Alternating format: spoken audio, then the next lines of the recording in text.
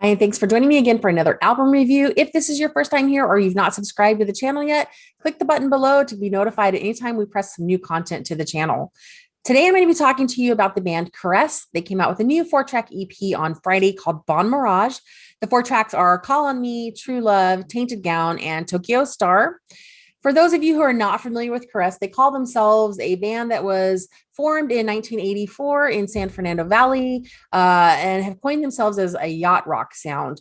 For those who don't know the yacht rock name or understand what that comes from, it's like the 80s threw up. And I mean that in a loving way, of course, because it's like there's not a way to pinpoint the sound because it's like a mix of AOR meets melodic rock meets 80s pop meets some sort of 80s others rock in there.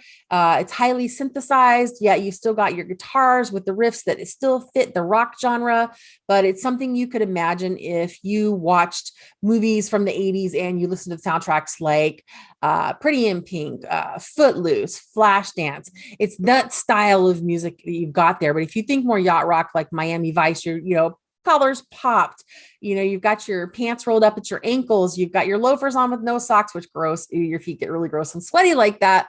I'm so glad the 80s part of that stuff has left us.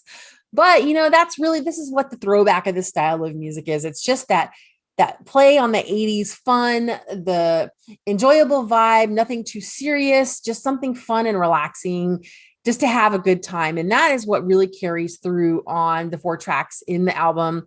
There's some really great vocals. They're more of an alto style. They're a little higher pitched than what you would normally, some of the 80s stuff that wasn't as high pitched when you really think about it. So you think about it, it's a little higher pitched vocaling.